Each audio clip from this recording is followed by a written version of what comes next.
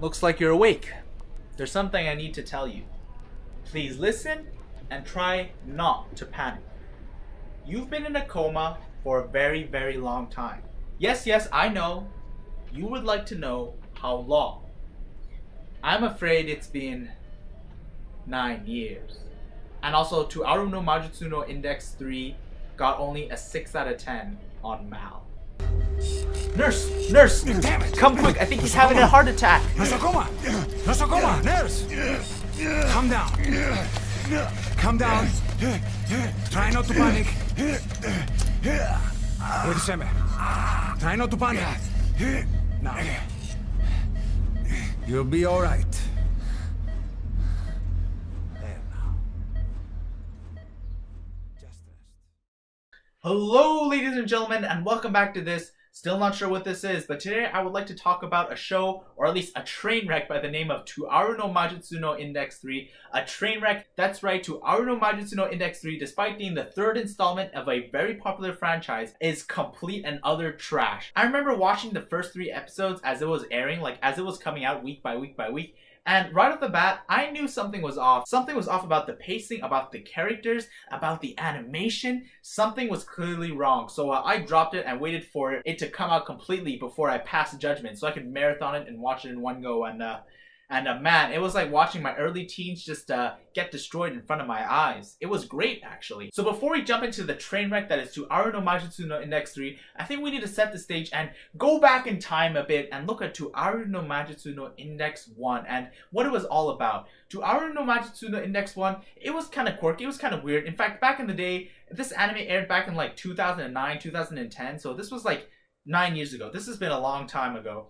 And back then, we didn't really get that many power trip animes. A lot of animes focused on a loser MC, like a loser going through high school, so people like me could self-insert pretty well. And I really enjoyed Toaru no Majutsu no Index 1. In fact, being a loser in high school, I could very well self-insert as Touma, as the main character. And his ability, like his right hand is called Imagine Breaker, which is great for the Chunin in me, as it has a lot of English. And a lot of the abilities are just like English names. It's kind of great. And his power is to nullify anything magic or like science laser beam related. It doesn't really make any coherent sense. For example, if a boulder is falling from the sky and it's going to crush him, he has to dodge out of it. He can't like block it with his hand. But if I fire a railgun at you, like if I fire like a piece of metal at, like as fast using a railgun, then he can nullify that. And he can also nullify like magical energy beams. But he can't block a rock. So I don't know why like a villain just hasn't tried dropping a rock on him, but whatever. I follows Touma, who's just this loser guy, and the joke is his right hand, his power,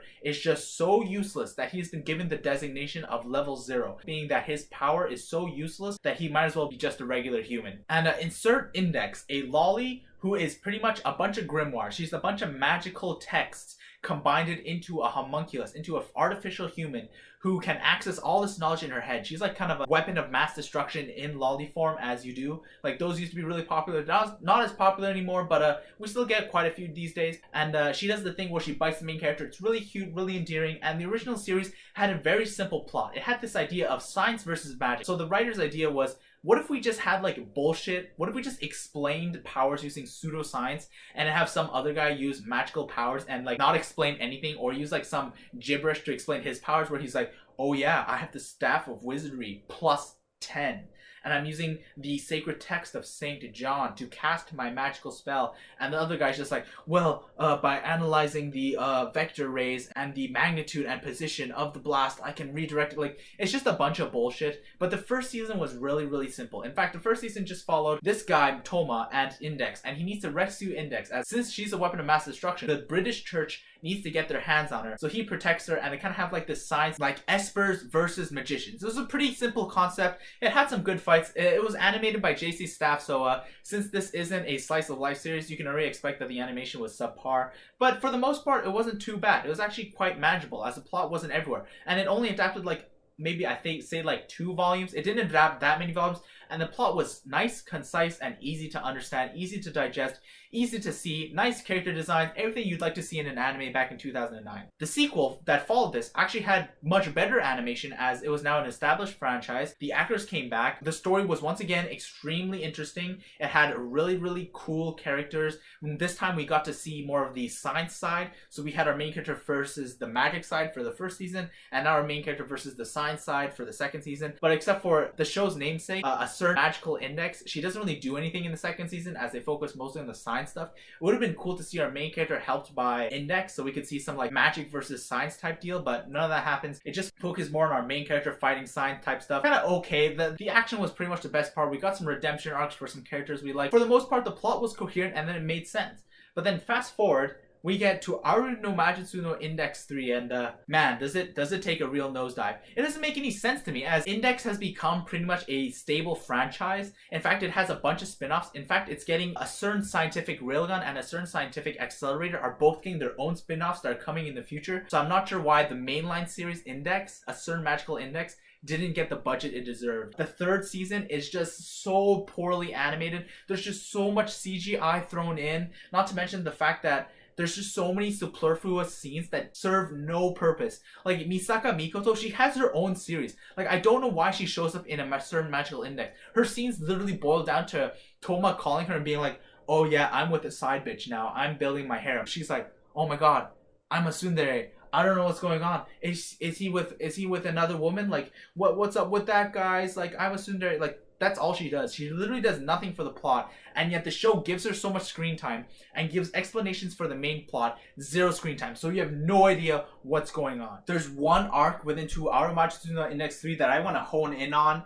and the other arcs are garbage, and I have pretty much no idea what's going on. But the main arc I want to hone in on is when Touma, our main character, gets invited to Buckingham Palace to defend Great Britain from a terrorist organization. That's right, our main character Touma, who used to be this absolute loser who couldn't even afford a decent meal because he was so poor, is now fighting to protect both Queen and country because he's with Index. And I thought, here, finally, the namesake of the show, Index, she's gonna come in here. We're gonna have our dynamic duo, our Touma plus Index kind of combo, our Lolly plus main character kind of combo, go on and fight the villain. No, Index gets relegated to kind of this side supporting character, and we get introduced to this new side bitch that kind of disappears for the rest of the series. Don't know why she's even there. No idea why they keep introducing these characters just to throw them to the wayside. And Touma takes on this terrorist organization, and somewhere in the middle of that terrorist organization, it turns out the daughter of the Queen of England is in fact the leader of this terror organization, and then she pulls out a sword. And I love the explanation she has for this power.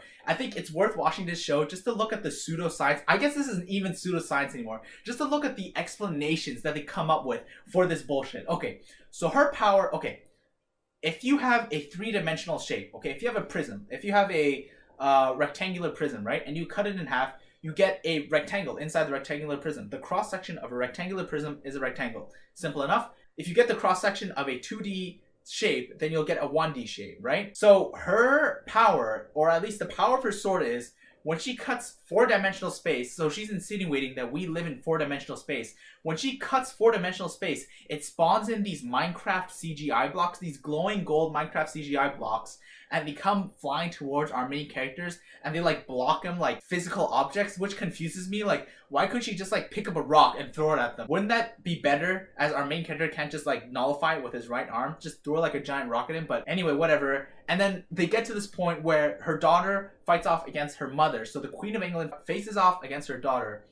And then they pull the most typical anime bullshit I have ever seen. And that, of course, is, oh, so you're gonna use that? No, you don't mean that. That's right. I've been saving that for just this time. No, you wouldn't use that, would you? Yeah, that's right. I'm going to use that. And they just kind of like hold that for like a good 2 minutes of just back and forth. I'm going to use that. And it turns out that is, she pulls out like the Union Jack flag, and it turns out her power is she takes the power of the sword and she can command the sword to distribute its power amongst all the people living in Great Britain. That's right. They're going to have an election, and all the commoners kind of rush to the battlefield to give their support to the queen instead of this usurper, that being her daughter. And that's how they win the fight. And then Index finally shows up and she redirects blasts around. She does like a vector change, kind of like Accelerator. This is like the only arc that I could actually follow. The other arcs just kind of like, I have no idea what's going on. Like the arc after this just opens up with Accelerator and Last Order, that being like the lolly Misaka just on a train for some reason. Like, it's not explained. Like, I have no idea why. Just so much pseudoscience bullshit. I wish they would have just like spent more time just giving the plot out. Just say it, okay? Just say what you're doing. Why you gotta like hide behind all this pseudoscience bullshit?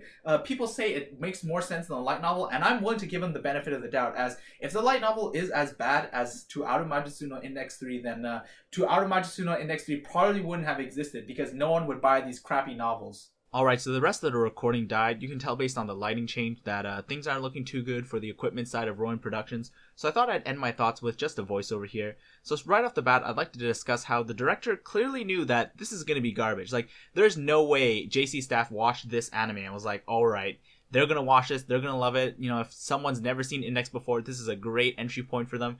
There is no way any of them thought this. And they had 26 episodes. They clearly had the budget to do a good 12 episode rendition of, say, one arc, or at least adapt one book out of the 10 books they aimed to adapt. They clearly could have done like a good 12 episodes, good animation, given it the proper send-off that the series deserves, or at least give it a proper successor, and then maybe do an Index 4 and then an Index 5 later on. However, I believe the reason for what they did here was just greed. Like, we all know, or at least it's already been established, that anime makes no money. Like, anime is just a vehicle to sell figurines, to sell body pillows, to sell the light novels. It's not really the anime. The anime is just a giant advertisement. And this anime, To Aru no Majutsu no Index 3, is a perfect example of this. Just look at the source material. Look at how poorly the source material is treated. They just want to introduce so many characters and then just throw them to the wayside. Like, why did you even introduce these characters in the first place? Well, the answer is really quite simple: to sell those figures. Index just in general has really good character designs. You got Kuroko for the flat-chested people. You have a few good MILFs. You have Accelerator for the edgelords like me. You have Misaka Mikoto for the people who like tsunderes. You know, there's something for everyone here. There's even Index for the lolly people. There's tons of characters, and their characterizations are pretty good. Accelerator is nice and edgy, but what I'm trying to get at here is the characters are nice and easy for you to understand. They have good character designs. They're not too over the top. They're nice and simple. They're easy to produce. It's everything you want to see out of a good character design. To Aru no Majutsu no Index does that really well, not to mention the fact that the characters are characterized really good in the series. They have good motivations for the most part. This anime is for people who have already read the light novel. They can watch this anime and think to themselves, oh yeah, I remember this scene, I know what's going on, I know what's going on here, and they're reminded of these characters. And now that they've seen these characters that they've only ever read about animated, they can now sell figures for these characters that people out there who enjoy these series like me really like. Like, for example, the Queen of England. I quite liked her character. In fact, I would be down to buy a figure of her, but I didn't know she existed. Or in fact, I didn't know what she even looked like until I watched the anime. And that's the whole point of this anime. This anime isn't to create a nice work of art. It's not to create a nice, coherent story. It's there just to sell merch, and this is so blindingly obvious. The fact that it got a 6 out of 10 on Mal, and Mal scores are super inflated already, so you gotta knock 2 points off the bat. So it's probably like a 4 out of 10. The fact that Mal doesn't like this anime is already indication enough that you shouldn't watch it. If anything's like below a 6 out of 10 on Mal, you should probably stay away from it. Just save your time. Don't watch this series. Go watch To Aru no Majutsu no Index 1 and 2, and then from there, read the light novels. Anyways, if you made this far, please hit like, comment, and subscribe. Tell me what you thought in the comments. Tell me if you think To Aru no Majutsu no Index 3 can be salvaged. I know they're actually making a certain scientific railgun and a certain scientific accelerator. They're making the 2 spin-off series, and hopefully those get done justice. But after seeing how the mainline series, A Certain Magical Index, got treated, I doubt that the spin-off series are going to be given the same amount of budget. But then again, A Certain Scientific Railgun, since it has Misaka in it, it's probably going to get a hard budget just so they can sell more figs, because her character design and her being a tsundere actually fits quite nice into what people like nowadays. So that's probably going to not be too bad. But tell me what you think in the comments, and I'll see you guys next time. That's Roion signing out.